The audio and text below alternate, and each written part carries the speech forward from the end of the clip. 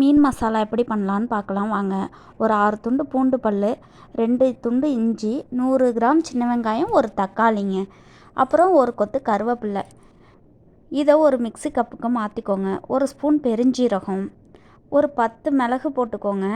ஏன்னா மிளகு ரொம்ப இருந்தால் காரம் அதிகமாகிடும்.